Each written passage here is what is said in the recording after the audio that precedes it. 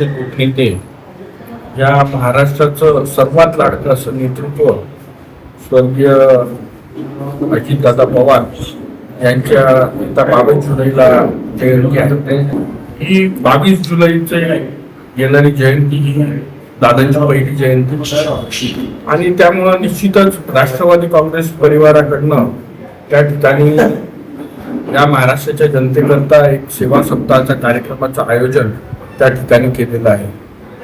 आणि नंदुरबार जिल्ह्यामध्ये विशेष करून दिनांक 13 जुलै ते 22 जुलै हा कालावधी आम्ही आदरणीय अजितदादांच्या जयंतीनिमित्त एक सेवा सप्ताह म्हणून आम्ही साजरा करणार आहोत.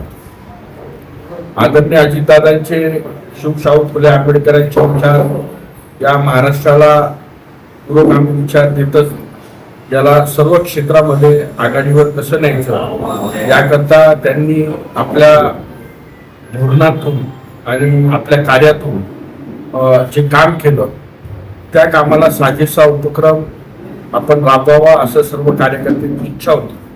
आणि म्हणूनच आम्ही युवक असेल, त्या ठिकाणी महिला असतील, त्या ठिकाणी आदिवासी बांधव असतील, शेतकरी असतील, अशा सर्वच घटकातील लोकांकरता हा सेवा सप्ताह आम्ही आयोजित केलेला आहे. त्यामध्ये 13 जुलैला सकाळी 10:10 पक्षाचा ध्वजारोहण करून त्या ठिकाणी आदरणीय अजितदादांना आदरांजली वाहिली जाईल आणि तदनंतर अजितदादांच्या आठवणीमध्ये त्या ठिकाणी परिसंवाद कार्यक्रम आमचे लाडके नेते आदरणीय भरतदादा गावित यांच्या अध्यक्षतेखाली हा कार्यक्रम इंदिरा मंगल कार्यालय नंदुरबार येथे हा आम्ही साजरा करणार आहोत. तदनंतर 14 जुलैला संपूर्ण जिल्हाभर मतदार जागृती दिवस म्हणून आम्ही त्या ठिकाणी साजरा करणार. 15 जुलै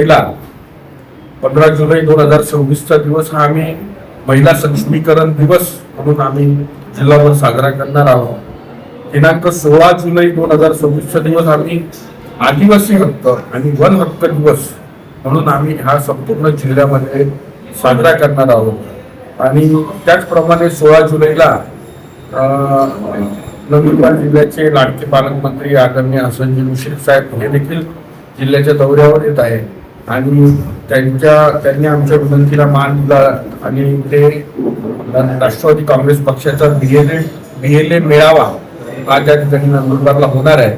त्या बीएलए मेळाव्याला मार्गदर्शन करण्याकरता आदरणीय हसनजी मुश्रीफ साहेब त्या ठिकाणी उपस्थित राहणार आहे.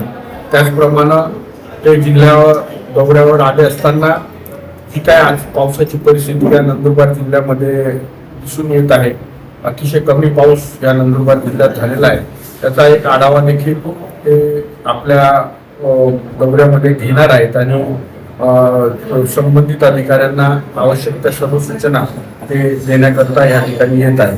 तदनंतर 17 जुलैच्या तारखेला आम्ही पर्यावरण व जनसंधारण दिवस म्हणून आम्ही त्या दिवशी आम्ही तो साजरा करणार आहोत. 18 जुलैचा दिवस आम्ही आरोग्य दिवस म्हणून साजरा करणार आहोत. 19 जुलै 2026 आम्ही शेतकरी व कृषी विकास दिवस म्हणून आम्ही साजरा करणार आहोत. आणि ह्या 19 जुलैलाच आम्ही जी जिल्हाभरातील जी चांगल्या पद्धतीनं शेतीचं काम करत आहे अशा विशिष्ट 100 शेतकऱ्यांचा, त्याच्यामध्ये शेतकरी असतील, शेतीवर काम करणारे विविध उद्योजक असतील किंवा शेती संबंधातील अधिकारी असतील किंवा त्या ठिकाणी ह्या शेतकरी चळवळीतले काही कार्यकर्ते असतील, अशांचा सत्कार आम्ही ह्या 19 जुलै 2026 राष्ट्रवादी काँग्रेस पक्षाच्या माध्यमातून करणार आहोत. त्यानंतर 20 जुलैला आम्ही युवक व रोजगार व कौशल्य दिवस आम्ही साजरा करणार आहोत. हा देखील संपूर्ण जिल्ह्यात विविध तालुक्यांमध्ये आम्ही रोजगार मेळावा असेल किंवा स्पर्धा परीक्षा मार्गदर्शन, करिअर काउन्सिलिंगचं मार्गदर्शन अशा माध्यमातून आम्ही हा दिवस साजरा करणार आहोत. 21 जुलैला आम्ही स्वच्छता व ग्रामविकास दिवस, ज्यामध्ये आम्ही ज्या काही सार्वजनिक जागी आम्ही श्रमदान करून आमचा राष्ट्रवादीचा कार्यकर्ता त्या ठिकाणी स्वच्छता दिवस साजरा करेल.